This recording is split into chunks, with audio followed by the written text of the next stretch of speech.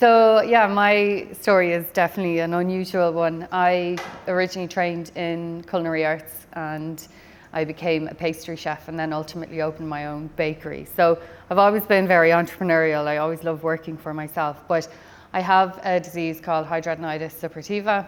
It causes wounds to form in the armpits, the groin, the buttocks, and kind of really difficult to dress areas of the body. And so I've had that for my whole life. And while I was working away in kitchens, you can imagine it's really hard to keep dressings in place. You've got a white uniform on, you need to look pristine and clean. And I was worried about these wounds in my armpits. So I started developing a solution for myself because dressings just did not work.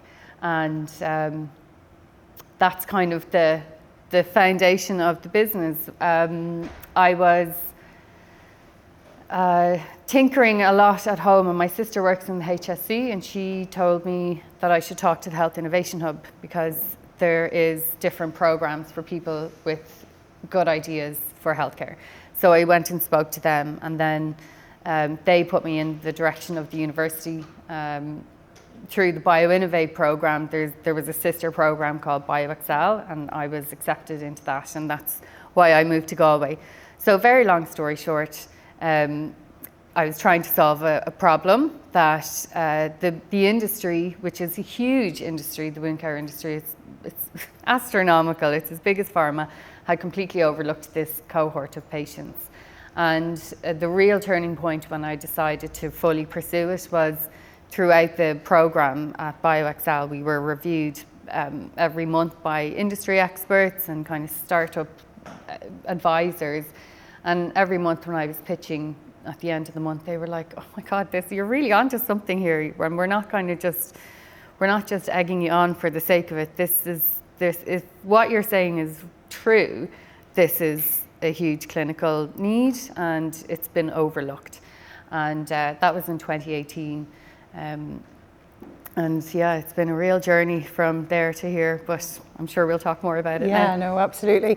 And obviously, lots of women are founding businesses to solve a problem that they've experienced themselves personally. And obviously, lots of investors love that too, because it's real world and lived experience that actually makes you want to drive the product forward and really focus on that, I suppose, that problem to solution piece, but also that like go to market.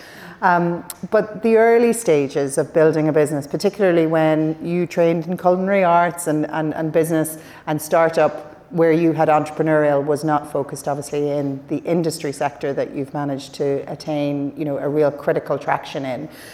What did those first 18 months of that journey look like behind the scenes? Yeah, it was, well, first of all, it was the most fun I've ever had. I absolutely loved it. It was also really steep learning curve. Going from culinary arts into medical devices is, it's a strange leap.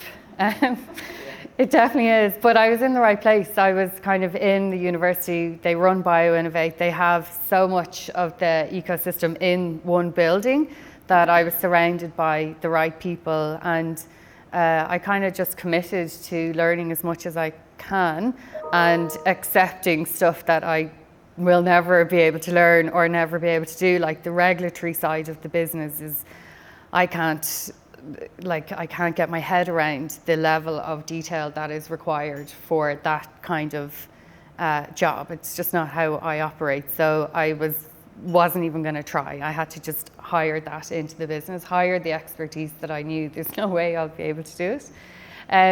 But the first 12 months were great fun. We were incubated at the university. I had received funds through the program and then subsequently, went on to do lots of different pitching competitions. So in the first 18 months, I think between that and various competitions and grants, we took in over 350, 400,000 euros. So it was a great way for me to start working with consultants and then also make my first hire. So that was, at the end of 2018, I'd hired my first kind of employee, and then we went on a journey of pitching and trying to raise investment. So it was just all very exciting. There was a lot of, kind of hitting a kind of a roadblock and then having to figure a lot of things out, but we're still doing that. You know, that doesn't change. Your roadblocks just they're just different roadblocks at each stage of the business. So it's it was certainly hard, but it was an amazing time, and I look back on it with such fond memories. I miss it, actually, the good old days. The good old days of the fundraising journey. I'm not sure every founder says that, Suzanne, in terms of fundraising. Obviously, you were able then, to take in that non-dilutive grant funding and build a business and hire that first person. Yeah. But what was the moment in your head that you shifted from startup to that scaling journey? You know, what triggered that transition for you personally? Yeah. Well, there's a few moments where I realized, like, oh my God, this is real. Like, this is a real business now. And obviously, I've always treated it as a real thing. But when you start to see your product being used in hospitals, for example, that was a real turning point for me, getting feedback from clinicians who've actually successfully used and treated patients using my product, getting patient testimony. And that's, I suppose, the first step is, okay, we know the product works, that's great. It's still not really scaling yet, but it's a real just moment of satisfaction to see the impact of your work in the real world and how you can change someone's life with your product. The next kind of huge milestone for us was getting reimbursement secured for our products. Through the NHS and through the US kind of insurance channels, which is complex and it's mind-boggling, to be honest. It's a really complicated process, and also in Germany. So that meant that our products can be prescribed, and there's no cost or very low cost to patients. So it's a game changer because people actually want to work with you then. It's really hard when you're a startup to get people to take you seriously. Your manufacturer doesn't care about you because, like, you're such a small fry. The distributors don't care about you because you're such a drop in the ocean. So once we started, getting traction in that sense, we started to get taken seriously, and that is it's hugely satisfying because you're always very demanding. Well, I am anyway. And people are like, oh my God, but now they're starting to go, oh, actually, we probably should take this person seriously. And it's very, it's just really, it's really great. It's a great feeling to be taken seriously in business after begging for people to listen to you for so long, So that was a huge turning point. And obviously making money is a huge turning point as well when people are buying your products. And then the last thing is when you do start to sell and you're stocking distributors' warehouses, that's great. You're getting money in the door, but you've essentially just kind of transferred your stock from your warehouse to their warehouse. It's when they start to reorder, and that it's selling through. That is an amazing feeling as well. Can we have a round of applause? Because I just think, Suzanne, there's so many milestones in that, in terms of, as you say, the sales process, but also then the reorder and really realizing that both the patient and the clinician is working together to deliver the outcomes that you were hoping that the patient would receive. But in those journeys, there's a lot to get to that point. How did you keep yourself motivated and going? Because it is sometimes hard when you keep, you take one step forward and maybe 2 steps back, and then another step forward and 3 steps back. And it's a little bit, as Steffi and Martin have said on the program so many times, it's a roller coaster. Yeah. How did you keep yourself motivated to keep going? Yeah, there's a few different ways, or there's a few different things that motivate me.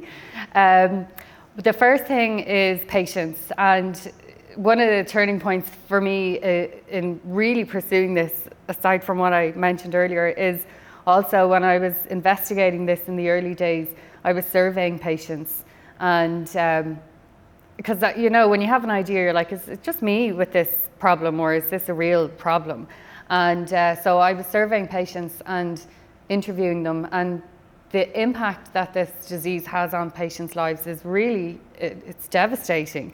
And I felt very angry with the wound care companies and with the industry and healthcare in general for completely overlooking this patient cohort. They're all young, mainly women, actually. As with most chronic diseases, women are more affected.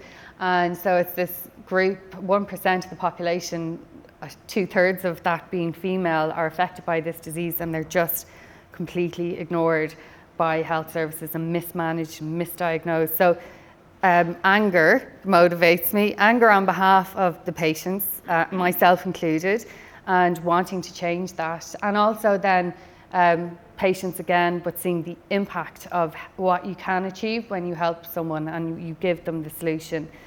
So they're the two main kind of emotions that drive me, is rage and satisfaction. No, but it does. It comes down to kind of the impact of your product. That keeps me really motivated to keep going. Like, we had one case study there in Sligo, and this is the great thing about nurses. They'll start taking your products and using them wherever. So we designed it for a specific disease, but they're using it on lots of different wounds now. And we had a cancer patient in a hospice, a young woman who had a family. She was diagnosed with terminal cancer, and some terminal cancers give you wounds, and that's something people don't really know about, but it's a horror show, like, it's horrific. And our products were used to help this patient who had previously become really isolated, and she was in a lot of pain. And when she used our products, she started going out with her kids to the cinema. And, you know, she was, even though she was a terminally ill patient, she was able to improve her quality of life while she was in hospice care. And I swear, I think about her all the time, because I'm just like, we helped her do that. So that really motivates me as well, that kind of real world, real life impact of your idea on someone's life and their family's life and kind of generations to come. It's amazing. It's an amazing feeling. Like. Amazing. I love that, you know, from rage to that sense of accomplishment and also impact. Yeah. And I think that's you know, really, really incredible. When, like, building a business in healthcare is difficult, and as you talked about, you know, some of the regulatory challenges, but obviously you're very mission driven in what you want to do as well. How have you balanced the mission and the commercial piece as you've grown and scaled the business? Yeah, I love this question, because I am very like people, and that's all that matters, but that's not the reality of the world that we live in, and you have to kind of accept that really early on. If you want to achieve your mission, you have to have a great business that's going to help you achieve your mission. You know, you need to fund it, you need to attract investment, you need to deliver on what you say you're going to do. And yeah, there's going to be loads of bumps along the way, but in order for me to achieve my mission in the business, I have to have a cool, really highly efficient business that's making money and will ultimately return a profit or a return for my investors. So it's just accepting that really early on, like that your business has to deliver. It can't just go around helping people. Yeah. And how did the fundraising journey look like? What did that look like for you in terms of obviously coming out with some grant funding and non-dilutive and then moving into that fundraising cycle? What did that look like? It's definitely hard. Like, it hasn't been a breeze for us, and I think I was particularly lucky because I met some investors quite quickly after winning all of the competitions. So I was in the newspapers and I was in the press and stuff. So people were kind of like, oh, this is cool business. And there was a real draw towards the business. But it was still a challenge. Now, we did go and get Enterprise Ireland and the WDC, which is here in the west of Ireland, where I suppose they added a lot of credibility then to the company as well, which helped us to attract other investors. And we haven't actually raised a huge amount of money to date. Since 2018, we've taken in total less than €4.5 million. So we are actively fundraising now to massively scale, because the last couple of years have been spent, you know, figuring it out, getting the reimbursement, getting the products developed, And although we are growing, we do need substantial investment to scale this. Yeah. Looking back on the journey, what is the one thing you wish you knew before you stepped out of the kitchen and into the medtech world?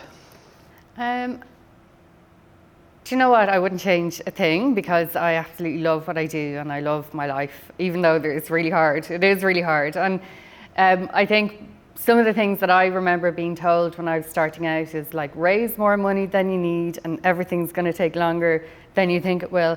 And you know, you kind of go, that won't happen to me. And there's loads of kind of things that you get told in the early days that you're like, oh no, I'll be fine. And my product's going to sell itself. I think actually that's the one thing I wish I knew, how hard it is to actually commercialize your product. You think your product's so amazing that it's going to fly off the shelf and people are going to be like clawing to get at it, but that's not what happens at all. And to actually implement change in the healthcare space anyway takes education, and it takes huge investment in, you know, creating awareness of your brand, but then also each hospital or each region has its own little nuances of how to access your product. And you know, it's a mammoth task to do what we're doing. So I wish I knew how big the task was, so I could have been more prepared financially, because we've done this on a shoestring. So what would I do differently, or I would definitely try and raise more money in the early days. I wish I'd quadrupled the amount of money I was able to take in, because I think things would have happened differently. But at the same time, we're in a really good position now where we know exactly what we need to do and how to do it. And we've our foot in the door of all the right places. We just need to scale it now. So we've learned a lot. Super. I love the learning journey. For some of our women founders in the room tonight that, you know, maybe doubting themselves, because moments of doubt creep in, I think, in anyone's entrepreneurial journey, what would you want them to remember or take away that remember on the journey that has helped you? Yeah.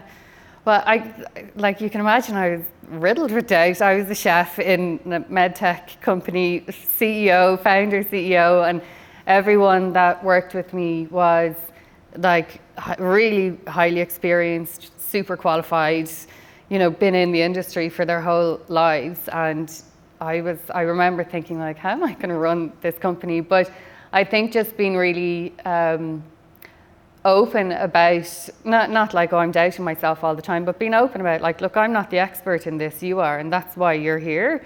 And just being kind of just accepting of your limitations. And then if there is something that you want to change it. Like I went back to college and did management, and I did leadership courses and negotiation and all sorts of different short courses to improve myself where I knew I had the aptitude to do it. And then, as I said, with the quality and regulatory, it's just like, I'm not touching that. It's not for me. So getting the people in that are, you know, are your, fill the gaps that you don't have. So self-doubt and doubting yourself can be a benefit in one sense, because it makes you question, do I need to improve this, or do I just need to figure out a different way to do it? And then I always, like you do, the doubts creep in all the time. So there was a lot of people doubting me as well. So there was a lot of people supporting me, but there was a lot of people doubting me, going, this one is nuts. In my industry, like in the wound care industry, I've never heard of this disease. You know, just whatever. There was just so much doubt in the industry towards my business when I started, and no one knew. And it actually came from them just not knowing about the disease, and that's their problem, not mine. That they were running the biggest wound care companies in the world and had never heard of this disease.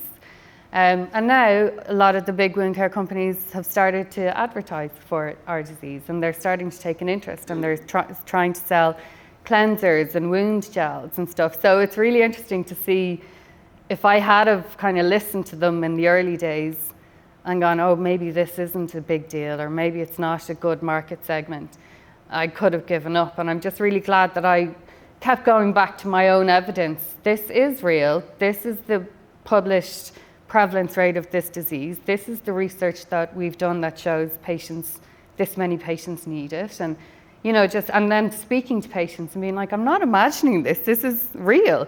So looking for evidence, if you are doubting yourselves, look for the evidence of the truth of your claims and what you believe in, and just always stick with your kind of your goal in the forefront of your mind. Yeah. Your North Star, for sure. Yeah, your North Star, exactly. Yeah. Have we any questions that any of our founders would like to ask Suzanne? Yeah, Loretta, go ahead. Amazing, very impressive, and it's great to see, you know, female founders doing great things.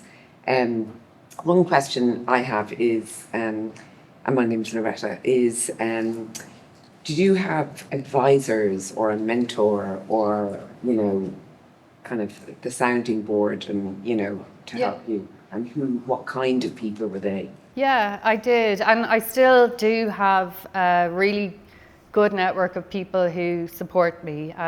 Some of them are back from the 2018, from the BioXL days. Actually, only had dinner with them 2 weeks ago to catch up. There's different advisors and mentors for different parts of the business, for me anyway. And then, if I'm being completely honest, there's some people who want to get involved in your business who might not give the best advice. And it's really important to kind of be able to figure out whether this advice is good for you or not. Like, for example, I remember in my early days, someone was really heavily trying to push me to not commercialize my business, just get my patents and sell the patents. And that was really contra to what we're trying to do, because we've actually changed how the NHS treats patients. We've published new pathways, care pathways. None of that can be undone now. Like, that's kind of established. This is the best practice in treating these patients. And if we had just said, okay, we'll license this to someone, none of my mission would have actually happened.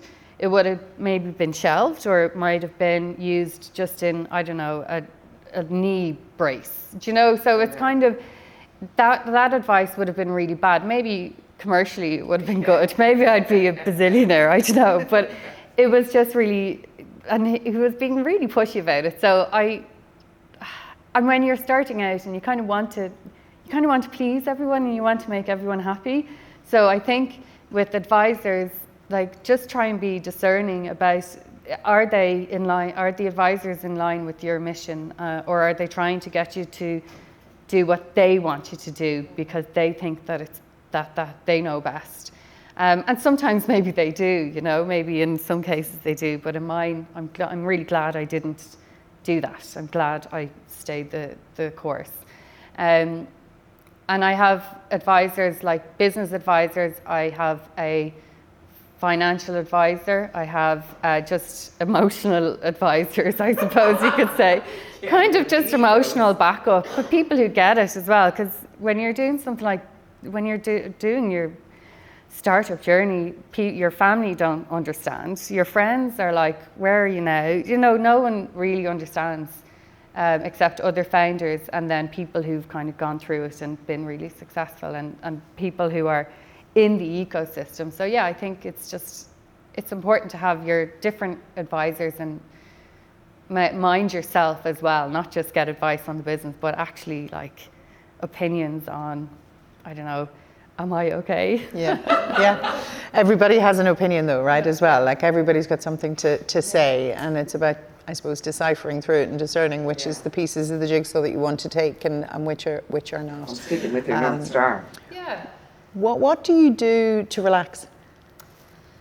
I love traveling. So, and one of the benefits of my job now is I do get to travel a lot for work. And if I go somewhere cool, I do tend to tag on extra days at the end or before. I'm a very sociable person. I love just going to the pub.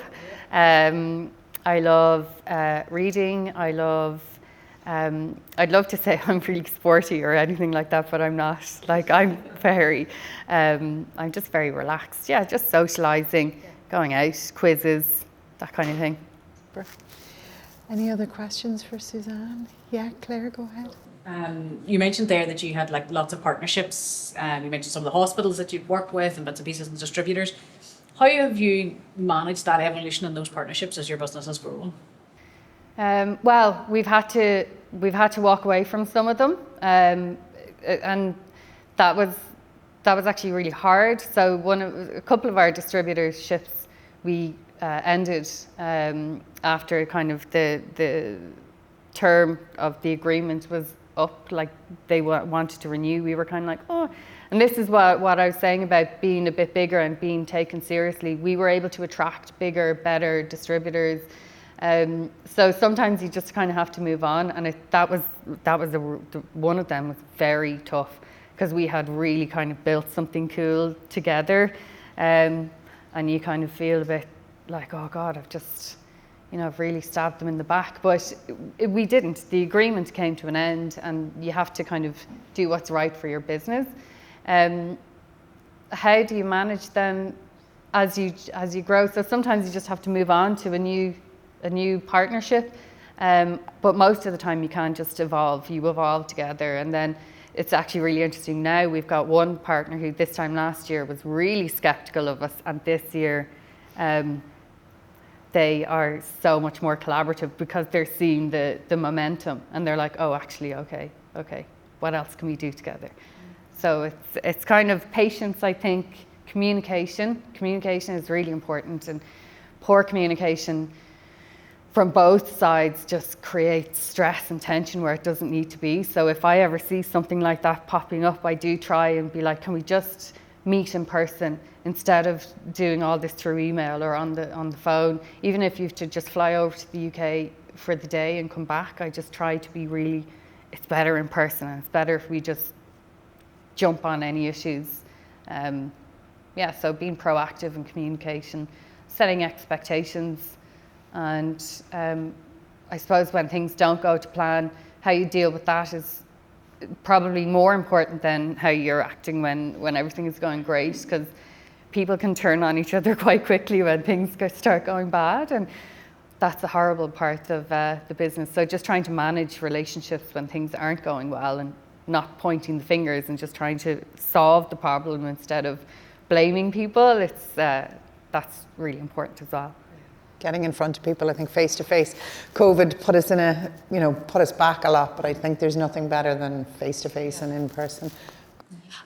It's more on us, like, to end on a positive note. I'm in that moment that I don't have time for anything. And when you said, like, what do you do to relax? Colette and I just looked at each other like, sleep. It was very hopeful to hear you to say all those many activities. So it's more on a question or a reflection, like, does it get better?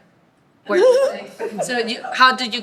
You have to make it get better. I know exactly what you're talking about. And there are still times now where I'll be missing things because of like work, but you have to force yourself to make time. You really do, or else, like I could very easily go home after this and review. We've just got some interesting good news about one of our patents, and I could very easily go home and be like, I'm going to read through that tonight, make sure that's all good. And it's like, no, I'm not doing that. You have to force yourself to make time.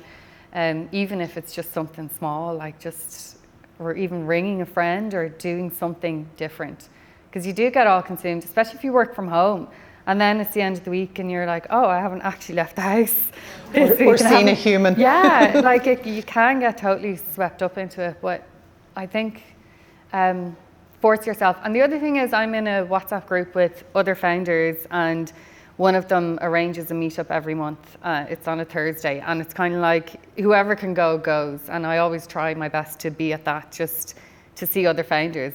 And most of the time, we're always like kind of cheering each other on for, they're a very high achieving group. Actually, there's always some announcement, and you're kind of like, oh, well done on that. So yeah, it's great. Finding your tribe is so important, and just having those people around you. And I think obviously been on the WeScale program, hopefully you'll have found, that tribe to continue on the next stage and evolution of the journey. Suzanne, I can't thank you enough. I know that you are heading east back to Dublin tonight. So I'll take one final question if there is one. Otherwise, we'll wrap it up. Okay. Best of luck to everyone. Good luck to us all. Thank you, Suzanne. Thank you so much.